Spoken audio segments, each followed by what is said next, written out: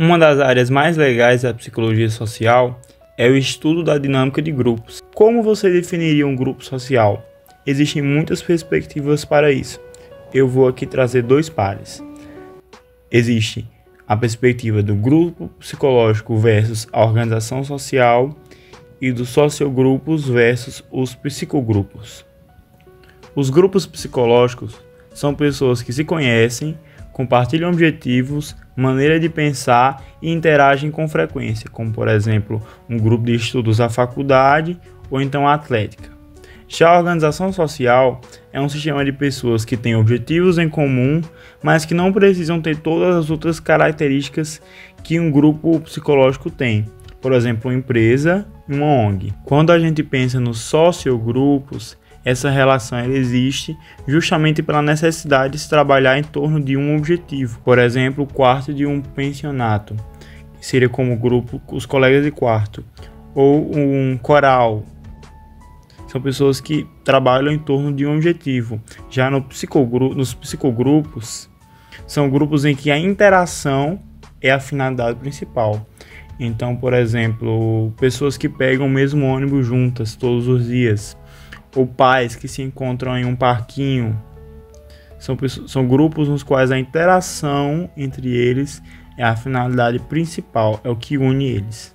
Essas definições elas contemplam a maior parte dos grupos que nós participamos, mas o grupo ideal, o grupo que mais interessa para a psicologia social é o que consiste de duas ou mais pessoas que interagem, partilham objetivos comuns e percebem que de fato fazem parte de um grupo. Os grupos, eles geralmente percebem o nós em contraste ao eles.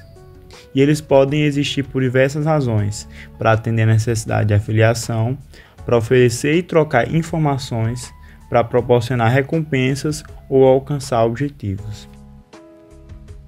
Agora vamos falar um pouquinho sobre as características dos grupos. A primeira é a coesão.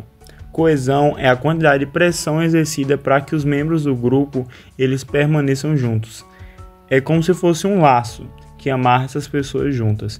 Quanto mais forte esse laço, mais amarradas as pessoas vão estar e mais coeso vai ser esse grupo.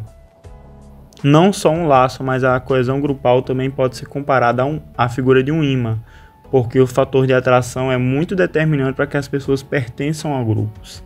Podemos citar 3 frontes de atração.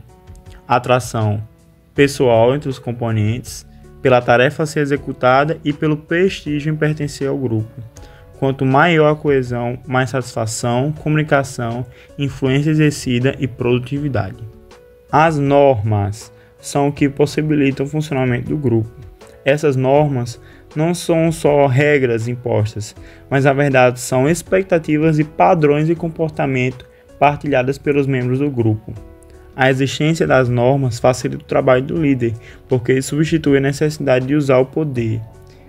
Então elas são uma forma do grupo se aproximar do seu objetivo e reduzir os custos, que são atritos, brigas e tal. A terceira característica, a liderança. A primeira figura, quando você pensa em um grupo, é a figura do líder.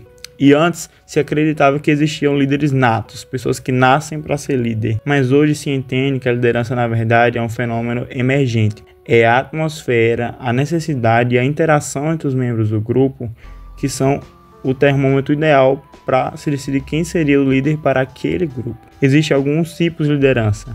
A autocrática, que é quando o líder impõe tudo e decide pelo grupo. Democrático, que usa do consenso da maioria, e o negligente, que é como se nem existisse líder, cada um faz o que quer. A hipótese da contingência fala muito sobre qual estilo de liderança é eficaz para determinada tarefa que é preciso ser feita dentro de um grupo. Os líderes chatos, os líderes mal aceitos, eles são eficazes quando as tarefas a serem executadas são muito ou desfavoráveis. Assim, a liderança tem o foco na tarefa. Já os líderes legais, os líderes bem aceitos, são bons para as tarefas intermediárias, onde a liderança tem foco nas relações. O quinto ponto é o status e papel. O status ele é representado pelo prestígio que determinado membro do grupo tem, tanto pelo que ele percebe, pelo que ele acha que tem, o status subjetivo, tanto pelo consenso do grupo, o status social. Espera-se duas coisas da pessoa dentro de um grupo que tem status. A primeira é que a recompensa ela seja equivalente ao custo, ou seja, os grandes poderes têm que ser equivalente às grandes responsabilidades. A segunda é a congruência de status, ou seja, as pessoas que têm status devem ter aparência e agir tal qual. Já o papel, ele é o que deve se esperar da pessoa. Assim, ele se parece muito com o conceito de normas. E, na verdade, são as normas sociais que determinam o papel ainda mais do que o status que o indivíduo tem. Quinto ponto é a tomada de decisão, ou seja, o resultado das ações do grupo. E quando você vê os estudos, você percebe que as decisões feitas em grupo, elas são mais arriscadas, audaciosas e menos conservadoras do que as decisões tomadas sozinho. A psicologia social tem vários conceitos para explicar isso, como o pensamento de grupo e a polarização grupal, mas esses são assuntos que trataremos em um próximo vídeo.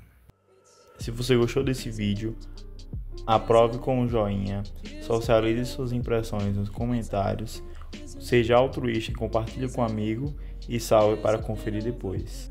Meu nome é Daniel e esse é o Social na Psico. Até a próxima.